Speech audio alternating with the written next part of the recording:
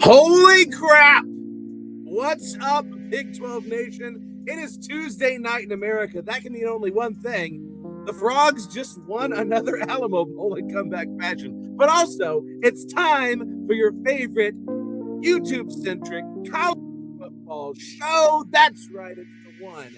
It's the only. It's the biggest 12 with me, your host, Clint Foster, and my co-host, Brownie. And this is a special Biggest 12 After Dark because not only is it Tuesday, this is TCU post-game. So, woohoo! Yes, let's do the thing. Frogs win in overtime, 30-27 over USC. We're going to talk all about it. We're going to take your calls. We're going to celebrate the end of this roller coaster of a season with an Iowa State Cyclone because, of course, why not? And we're also going to wrap up how things have been going in other bowl games for the Big 12. We'll talk about BYU. We'll talk about Houston. We'll talk about all the things. But before we get into any of that, you know I need something from you, compadres. I need you to subscribe to the show, okay? There it is. It's running across the bottom of the screen. At Big 12 VOCFB, at TCU VOCFB, if you're just interested in these TCU post-game shows, which I do obviously throughout the season. But Biggest 12, we're here every Tuesday night. Rain or shine, football or no football. We're always talking Big 12 football. So you want to subscribe to this thing. And I'm hoping, that we maybe have an outsized audience tonight because of this exciting bowl game. So, if this is your first time here, welcome. Cheers to you. And I also need you to follow me on Twitter at Clint_Foster55. If you don't already, follow Brownie on Twitter as well at Cyclone Brownie. That's that new Twitter handle. Voice of College Football on all of your social media handles, and subscribe to my YouTube channel at Clint Foster Creations. If you haven't watched Remember the Alamo Bowl yet, oh my God, do yourself a favor, watch it. I am, by the way, this is a little like tidbit teaser for those of y'all out there in internet world. I am planning to re-edit Remember the Alamo Bowl also in an episodic format. So if you're of the TikTok generation, you're like, 2 hours. Oh my God, what am I going to do? I'm going to cut it into episodes. Okay, 4 to 5 episodes. Maybe we'll have that out within 2 weeks. We'll see how long it takes me when I have my spare time. But so keep a lookout for that at Clint Foster Creations. And also, I am in the beginning stages of another documentary short. No, it's not Remember the Alamo Bowl Part 2.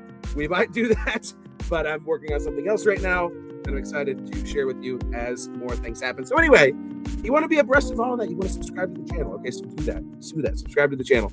Also, check us out wherever you get your podcasts, 5-star reviews. This isn't your first day on the internet. Do all the things. And check out thevoiceofcollegefootball.com. Great analysis, great merch, all the things, right? All the things you could possibly need to scratch that college football itch. And a lot of us, we're now officially in off-season mode. So Lord knows that itch needs to be scratched. So that's enough of me going on and on and on and on and on. Brownie, how was your Christmas and how was your third-party viewing experience of yet another magical TCU Alamo Bowl? Christmas was great. A lot of presents. 99.99% of them were for mini-me. So, as it should be. Yeah. Grandkid definitely got spoiled over both family Christmases, but I got a few things off of my list, mostly adult stuff. I'm sorry that I screwed up your Christmas, got me additional Christmas presents, so that was fine.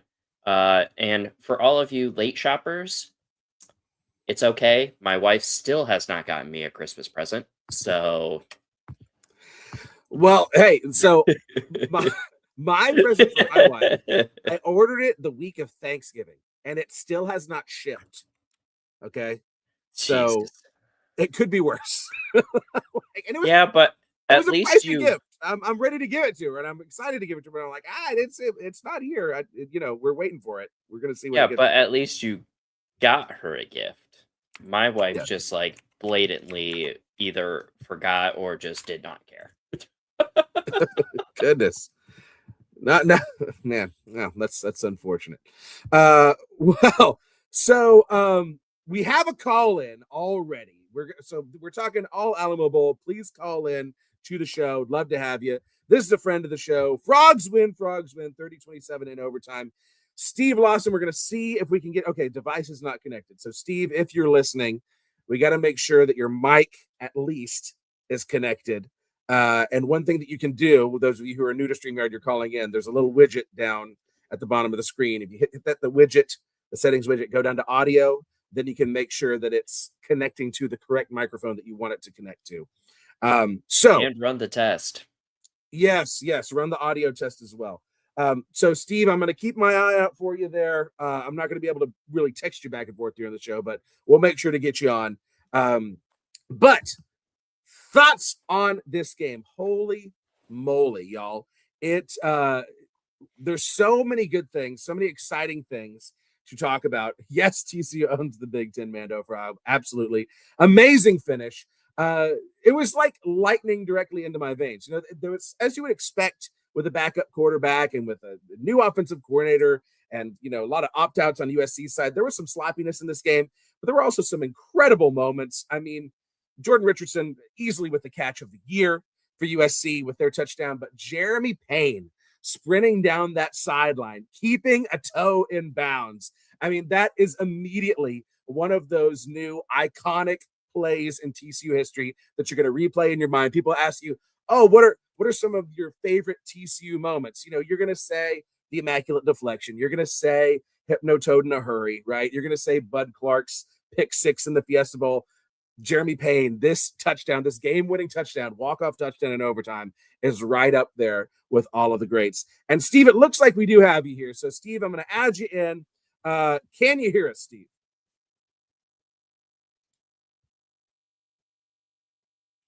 Okay, well, while Steve figures it out, if you go back and watch the replay, I think the funniest part of the entire thing is as Payne was tiptoeing the sideline, the teammate behind him grabbed like his back and his chest a little bit, and as he started to run, pushed him forward and then face planted into the turf, and then was like gazing up as he was like running. And I was like, I'm pretty sure Payne does not need help running. Yeah. Well, he had himself quite the season anyway. This is a kid I've been psyched about since his freshman year last year. But let's go ahead and start with him as the first thing to highlight about this game. We'll get to Ken Seals, of course. Don't you worry. We'll talk about Ken Seals. But the Payne train was freaking rolling today. And, man, you better give this kid whatever money he needs to stay at TCU. We cannot lose Jeremy Payne. He's Texas Techs if they want. Yeah, isn't everyone, right? So Jeremy Payne, here's some stats for you. 13 carries, 73 yards, and a touchdown. And then also 6 catches. We're doing a lot of checkdowns this game. 6 catches, 50 yards, and, of course, that game winner on a 35-yard long catch. I mean, chef's kiss, chew freaking chew. I cannot say enough positive things about this kid. Let's see if we have Steve in now. Steve, can you hear us now? Do you got me? Yes, I have you. Excellent. Thank you, sir. I appreciate you having me on. Yes. So, Steve, give us your thoughts on that win. Well, Payne train at this point. I can't say any more about that. That is my sole desire at this point. I have notes and I can't pull them up because I've been drinking like a typical TCU fan. But yeah, Payne train all day, every day. He should have been a starter from the get-go, and honestly, but I understand giving certain people their call when they stay and go. But man, what a game. What a game. I can't even imagine. I was screaming and hollering in my living room. I wanted to go, but it just didn't work out. But whatever. I'm so excited. I can't even put words to it at this point. Yeah, it was that last touchdown. I've gotten to where watching games on TV, I can be relatively chill about it, especially when Abby's asleep next to me on the couch. And I was holding the dog for that whole fourth quarter into overtime because that's when we started doing better. And I'm like, you're not going anywhere. You're staying right here. And she's now getting upset at me because she wants to go outside.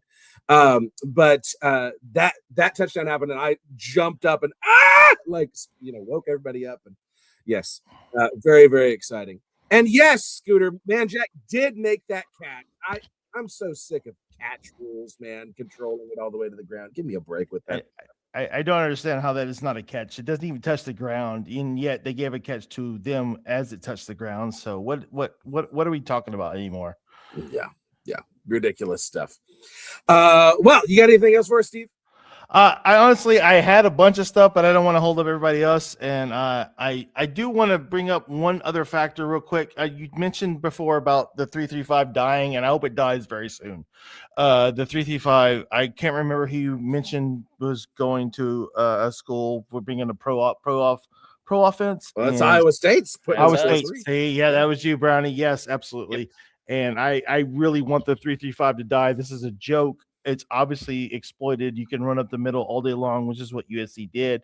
Unfortunately, our linebackers and finally stepped up and said, no more of that. But it's I hope for better for the future. Bye, Hoover. Have a good day, and let's move on to the next player. Mm-hmm. Yes. I'm going to tell you something else before I let you go, Steve. I'm going to go ahead and say this. This team is, damn it, they're going to make me believe again. Right. If we can get, I was ready to be done. If we can get a solid quarterback in the portal to compete with Schobel, right? To where it looks like we're going to have somebody playing quarterback. I mean, dadgummit, I'm gonna be believing again. They're gonna do it to me, and maybe part of this is a curse, a certain curse being lifted because a certain thing has changed. I don't know. Maybe that's part of it as well. But Steve, I appreciate you coming on, man. Best to maker from UNT at this point. Let's just do it. Yeah. Make it happen. Yeah. Let's go. I will say about, and I see we got someone else in the queue. We'll get you on here in just a minute. On the subject of the 335, we do have to give Andy Avalos' defense their flowers because they entered final form today in this game. They stood tall. Yes, as a scheme, it is not designed to stop an effective run game very well, but they filled gaps, especially late in this game, and the secondary was spectacular. Amazing job by the secondary. You had Bud Clark with some incredible passes defended. You had Channing Canada with some great defensive plays. Lots of other guys stepping up. I mean, Brownie, what did you see from TCU's defense tonight? So I thought that the beginning of the game was, kind of a catch-all. Obviously, the first couple of possessions are always going to be scripted, and then once you get off a script, it's really who's going to be able to adapt, able to change. And I think that both teams honestly held their own on both sides of the football. There were a couple of mistakes on each end, but I think the tall and the very telling sign was the overtime plays, right? Because most of the time your overtime is scripted for maybe the first two plays. And TCU being able to stop both of those runs on the 2-yard line that basically backed USC up to, what was it, the 15?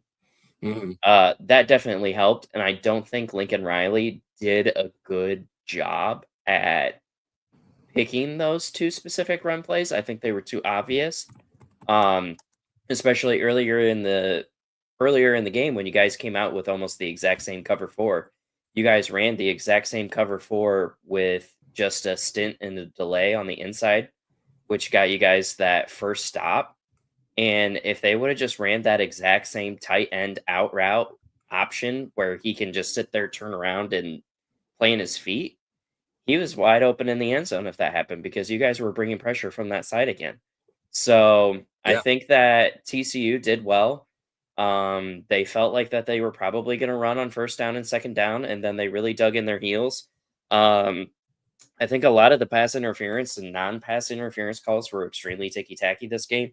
Yeah. Very inconsistent in my personal opinion, but I mean, we're so used to Big 12 refs that, like, I was not shocked by literally any of these calls. I'm like, oh, hey, look, it's just another day for TCU. Yeah. I have to say, though, Maeva, that kid's got a freaking cannon. He has a very strong arm. And, Every pass defended was a win in my book when you saw some of those passes that they were able to complete. Okay, we got another call in. Swagmeister 97. Swag, can you hear us? Do we have you? Can y'all hear me? Yes, Yep. I hear you loud and clear. What are you thinking about that Alamo Bowl win? All I can think is that ref at the way very end of the game just saying over and over and over again, like, dude, that needs to be like an audio meme of some sort. I don't know, whatever the fuck you would call it, but that is fucking hilarious. That is one of the best things you can ever hear. The game is not over. The game is not over. Trying to give the other team hope the whole freaking time. The game is not over. The game is not over. 3 seconds later, dead silent. The game is over, everybody. Yeah. Have a nice evening and get home safe, bro. That was amazing. That was the best part of that game, was literally the ref's call at the way very end of that thing. He tried to give that game to USC, man. Yes. You cannot tell me that is not one of the best moments of that game. Absolutely, yeah. As everybody in purple's losing their minds. Wait. Oh, never mind. Yeah, it's over. Bro, I was kind of scared when Seals took that sack in the back. I was like, man, you could have done anything. Literally, just throw the dang thing out of bounds. And I'm not going to lie, I thought that literally coughed up the game right there. But, man, Payne just showed why he's number one running back next year. He showed it all on the field that game, man. That's just epic. That's the type of comeback that we needed to get hyped for next season. Yeah. Well, Anthony Alabi, who was offensive lineman who came after that Sun Bowl, the Sun Bowl that I got behind me, right? The one that kicked off this whole TCU renaissance. He was saying how that first USC game was an inflection point for TCU's program. And this USC game can also be an inflection point for TCU's program. Are you going to continue this downslide, or are you going to inject some new life into this program and move forward? And let me tell you something else about Jeremy Payne. If you are Gordon Samus, you have got to be drooling and licking your chops thinking about Jeremy Payne in that pro-style offense behind a revamped offensive line. Let's freaking go. I can't wait for it. Dude, the offense next year, I'm actually quite excited for it. My question is, like, who do you think is most likely going to be the backup running back to some degree? Do you think it's going to be a guy out of the transfer portal, like UNT's running back, Denman, right? It's got to be Denman. Maybe. I don't know. Had himself a good game. 6 carries, 31 yards. That's 5.2 a pop. And he had that touchdown. He had himself a good game running the ball. I haven't watched the last couple of games. How many games has he played in, though? He played a little bit late. I'm pretty sure he's a true freshman. Let's look at his splits actually really quick. Yeah, true freshman out of Palestine. Palestine's the one in the Levant. Palestine's the one in East Texas.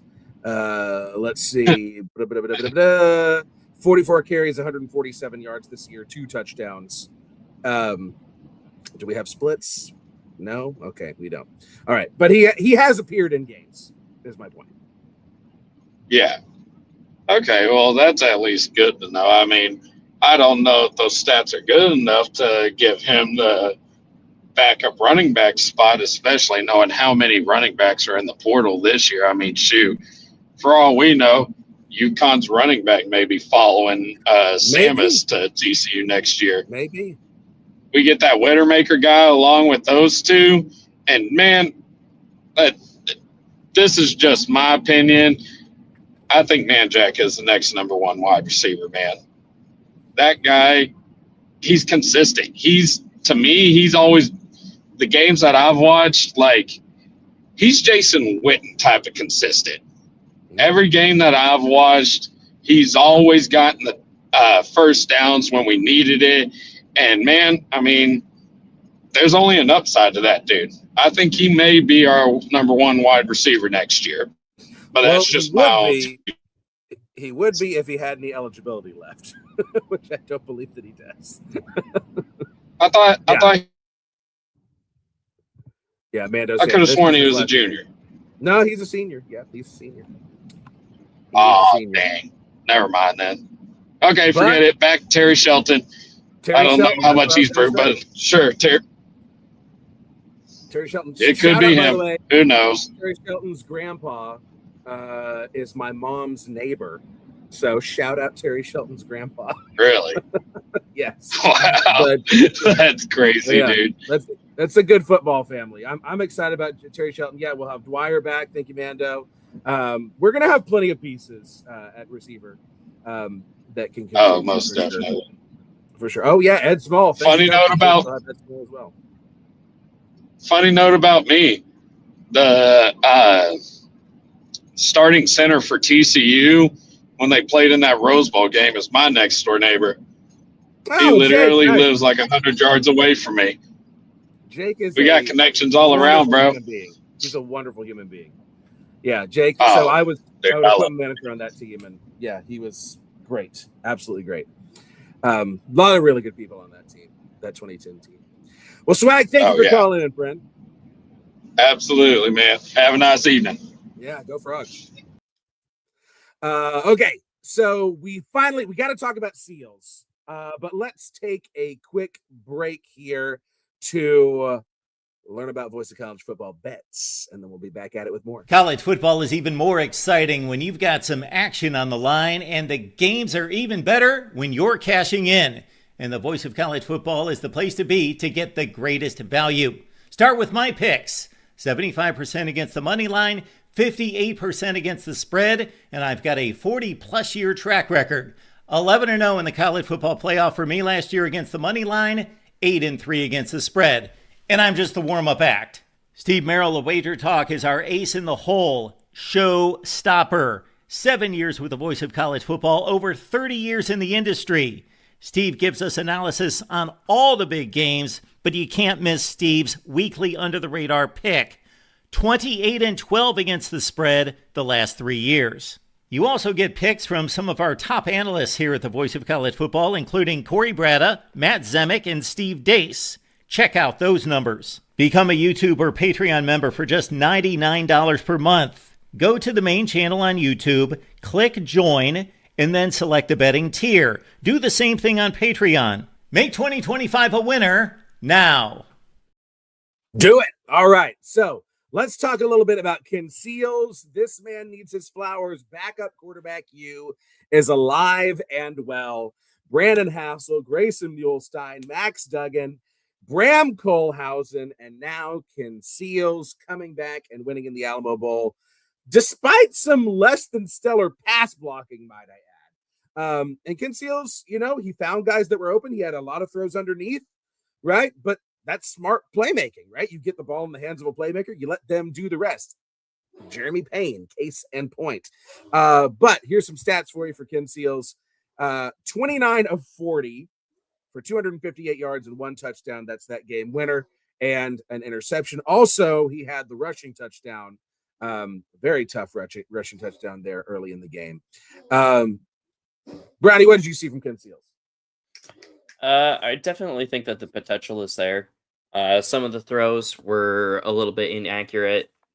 Towards the end of the game, there were a couple of underthrows that should have been kind of your generic dink and dunks.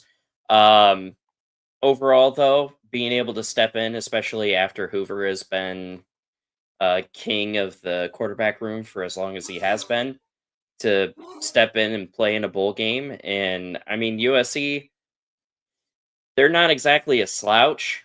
So I think it's kind of nice that you guys have a quarterback, and it's whether or not you guys go out into the transfer portal and get like one of the 500 other starting quarterbacks, or a lot of options. Yeah, or if you guys keep Seals and he fights for the starting job moving forward. So should be interesting. Yeah, and you love it so much for Ken Seals. I mean, what a story. Kid grows up a TCU fan, dreams his whole life of playing for TCU, and then he gets an opportunity to make the game-winning play there at the end. You saw tears in his eyes at the end of that game. And Bram Kohlhausen going out with him as an honorary captain for the game. I mean, it's storybook stuff. And yes, I will be interested in probably making a sequel to Remember the Alamo Bowl. So we'll probably do that. Okay, we got another call in. Comfy Rambles is in the house. Comfy, how you doing? I'm doing pretty good. How about you? I'm doing great, man. I got Um, nothing bad to say. Feeling good. Just wanted to make this quick. And I basically everything's been said that needs to be said. Yeah, we're gonna Jeremy Payne, TCU legend, Seals, TCU legend at this point. Storybook ending for him. But the only thing I need to say is TCU is backup QBU, by the way, I have down, but also they're Alamo Bowl U as well. They own the Alamo Bowl. They own San Antonio. They own Valero as well. They own the Big Ten and the Pac-12 because this was really a Pac-12 because, I mean, USC, yeah. But great game. I wasn't able to watch 2016 really live because I was too young, but I was able to watch this. And this is going to be a game I remember for the rest of my life as a Frogs fan. And that's all really it. We don't need Hoover. I respect his decision, but we either go Mestamaker or Schobel next year or some other guy because we're not getting Raiola. He's going to follow what Pat Mahomes did to go to Tech. So I don't want Raiola to be completely. I don't want him either, but I've seen him. Well, he's got to tear his ACL first, so still waiting for that. Yeah, he has to tear his ACL. Yeah, still waiting. That is true, yeah. But he would probably just go to Tech because that's what Mahomes did. So he's just going to do that. But just wanted to come out there and say that so I could so I'm going to be on my way now. But all right. Yes, appreciate you, Comfy. Thank you for always stopping in. Yeah, I think Dean Straka said it best on Twitter. Death, taxes, and TCU coming back to win the Alamo Bowl. Those are three things you can count on in your life. Absolutely. Yeah, I mean, and great end of the season. I mean, it's hard not to feel really, really good about the direction of things here.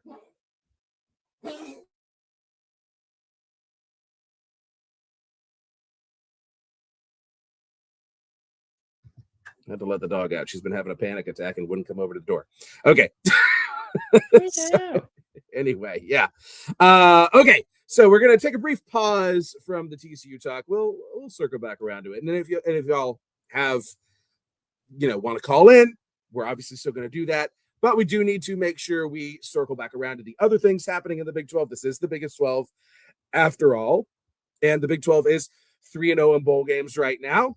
BYU, of course, the People's National Champion, won the Pop-Tarts Bowl 25-21. Another exciting come-from-behind win for the Cougs there in that one. A game that, frankly, was a little bit boring for a large portion of it and then got really, really exciting in the fourth quarter. BYU is another team that has nothing but good vibes going into 2026. Got their quarterback coming back. Got a lot of key pieces coming back. Of course, got their coach. You'd have to think that they're going to be in the immediate conversation to compete for a conference championship next year. Yeah. I will say that I only watched the highlights, and I was not oohed or awed by any of those highlights, if I'm being brutally honest. We were traveling home that night, so I didn't really get to actually watch a whole lot of bowl games so far this year. This is actually the first one I've watched all season, so hooray. But it's interesting that the Big 12 is always like the redheaded stepchild. Like nobody takes us seriously. We're the fourth best in the P4 or whatever, and we have now beaten an ACC team, an SEC team, and now a Big 10 team. Yep. Like, bring sure, them on. they might have been close games, but I mean, now the SEC is like, oh, well, you were fighting our 9th best SEC team, so the game didn't matter. Yeah. Like, oh, boo-hoo, keep moving those goalposts. Yeah, I love Illinois for beating Tennessee, too. Literally, the SEC is so overrated. Like, yeah, we all know it. This isn't news to any of us who have brains. Yeah. Let's keep that thing rolling. What else was I going to say on this topic? I lost it.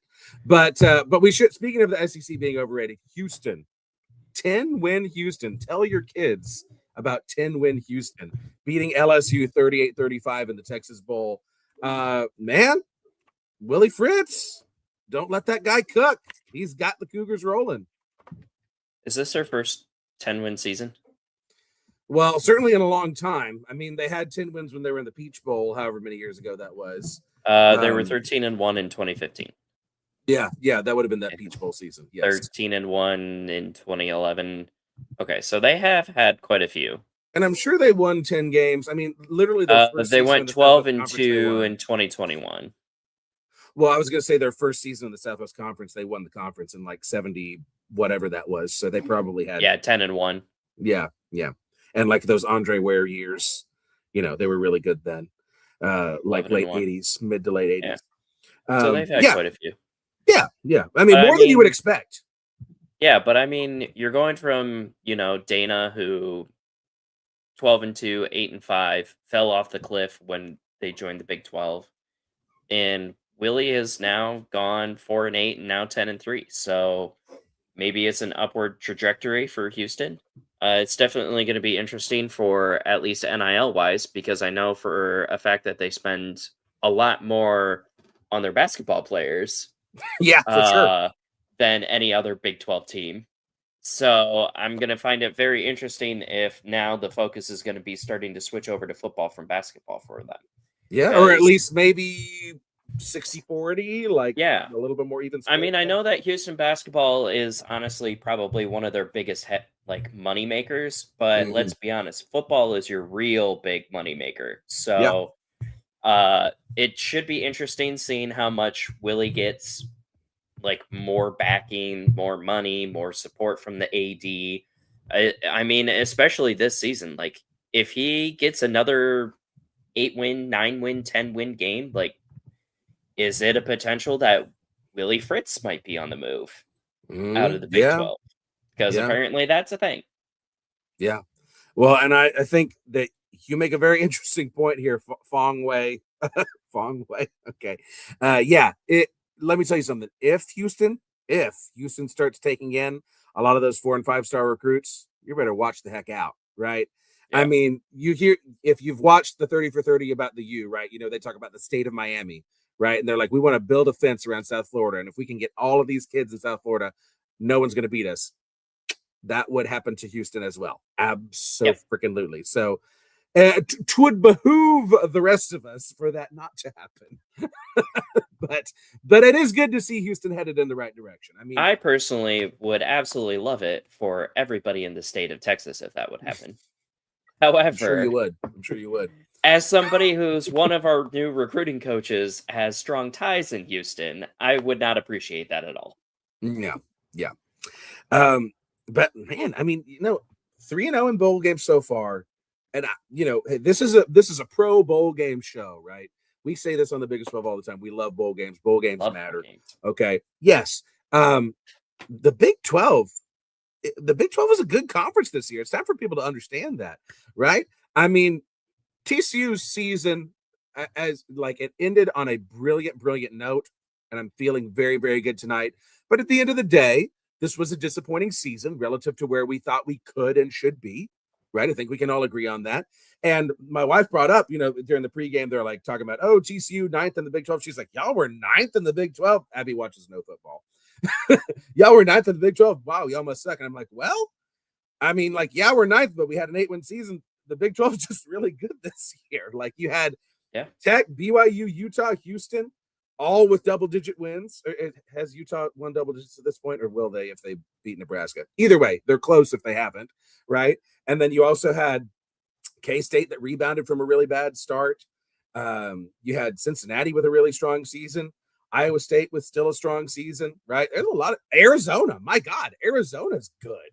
Who saw that coming? Arizona's good. And Arizona State, of course, with all of their injuries, they still had a good year. This is just a really good conference, top to bottom competitive. And you don't see that in the Big Ten, right? Big Ten's got 2 great schools, a couple of good schools, and then a whole lot of nonsense, right?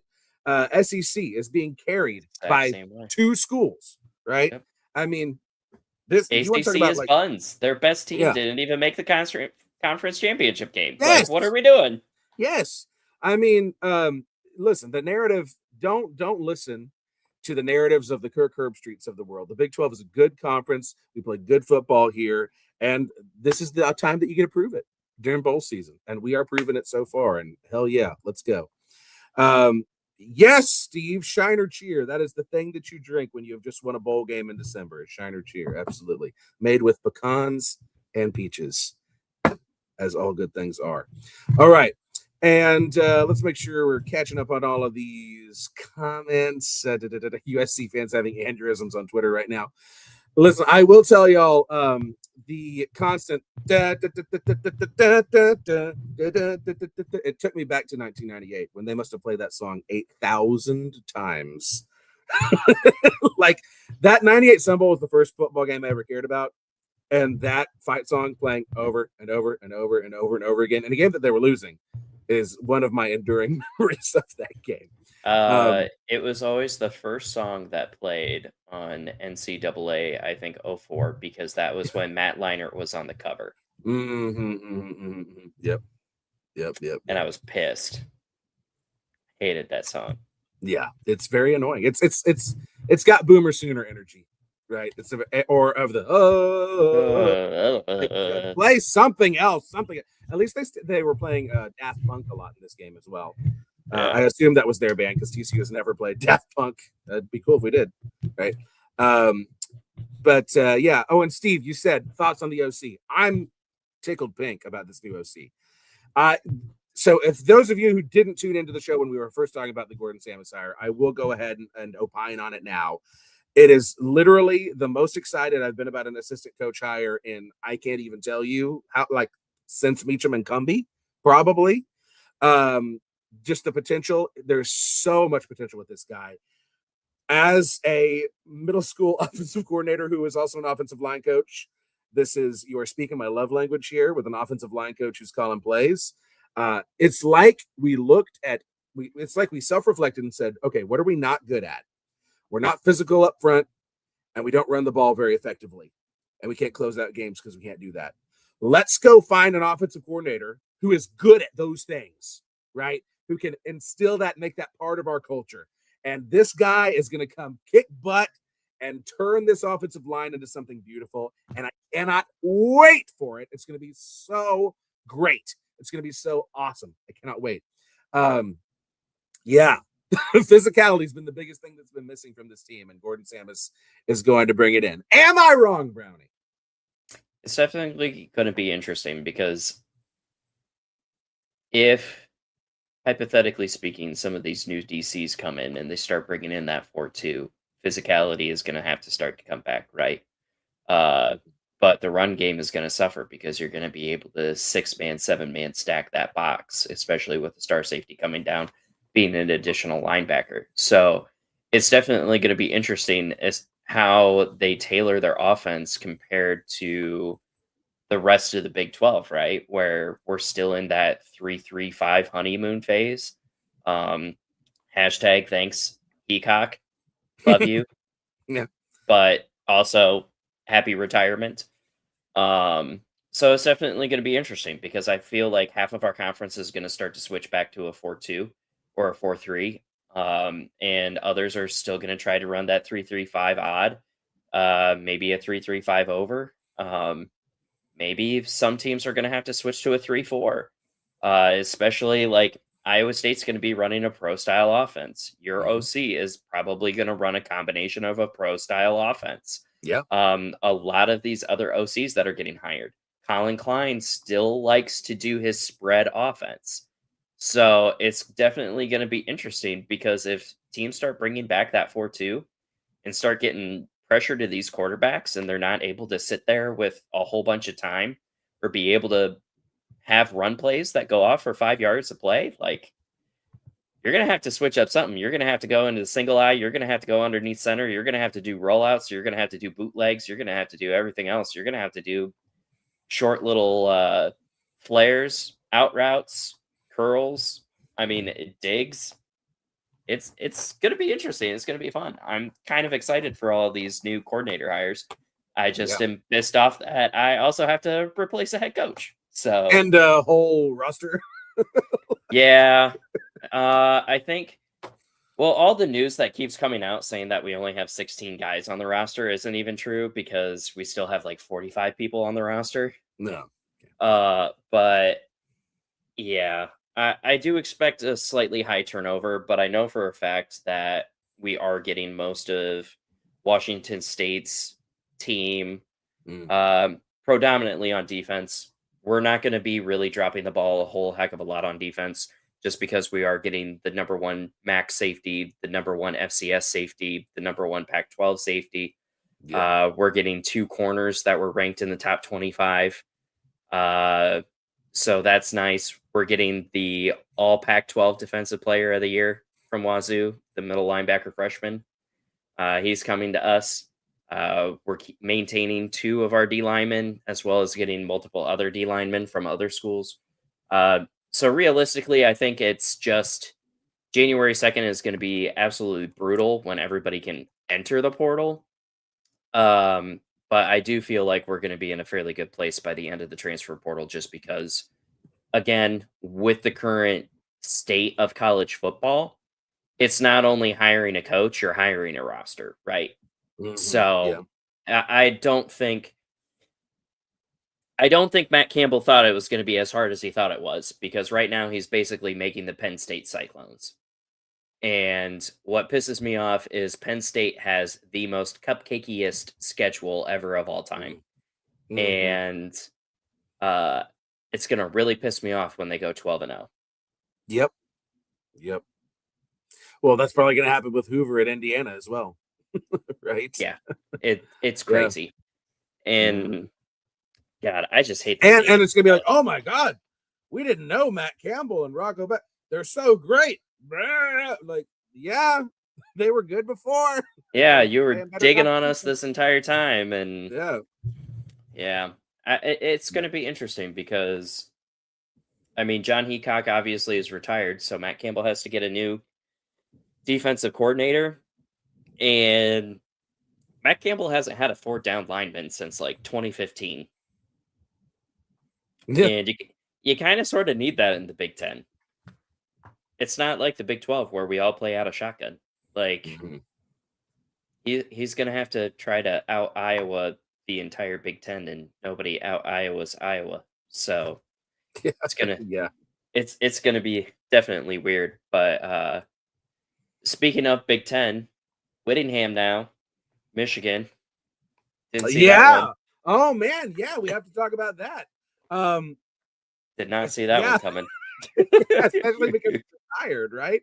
He was like, I'm done. Never mind. Michigan's throwing a bag at me. I think the funniest thing in all of this is that Utah fans on Twitter somehow thinking this ties them to the Big Ten and like, oh, that Big Ten invite's coming. Bro, sit down. No. Go take your medicine. Go sit in the corner. Yeah, you are getting a Big Ten invite. Whittingham and the Utah roster. Yes.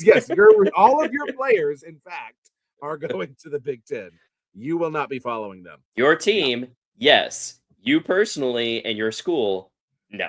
Yes. It couldn't happen to a nicer group of folks. Except for the Utah fans podcast. We love y'all. Y'all are great. Yeah. Okay. Fong Wei has brought up something in the chat that made me think of a place that I feel is perfect to end this Alamo Bowl post-game Biggest 12 After Dark. That is, if no one else has anything to call in and get off their chest, you are also welcome to do so. I have spoken a lot throughout this season about concerns that I had about the culture of this TCU program under Sonny Dykes.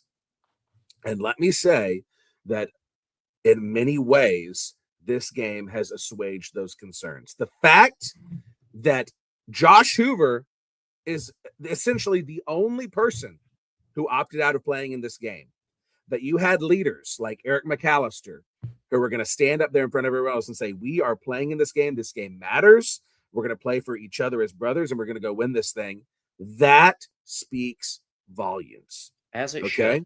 And let me be the first to eat crow about that aspect of this TCU football program's culture, because obviously it is there and it is very real. I love that. That is one of the many reasons now that against my better judgment, I am very excited about 2026. There is nowhere to go but up, baby. We are going to do this thing. We're going to get back into the conference title competition as long as we can find that quarterback. Okay, so let's keep the faith. What? We should Brownie! Before we What leave, was that? we're not signing off yet, old man. Oh, okay. What? I think the one thing that we should at least say before we head out is go ahead and look at all the NCAA lawsuits that are coming in right now. Yeah. NCAA has basically slapped hands, thrown their head up, and say that we don't care anymore. If you want something done, go talk to your state representative. So it's going to be interesting. It's going to keep going. I think eventually NCAA did what they wanted to do, and that was to piss everybody off to come crawling back to them to regulate everything. So can't wait for that. Yeah.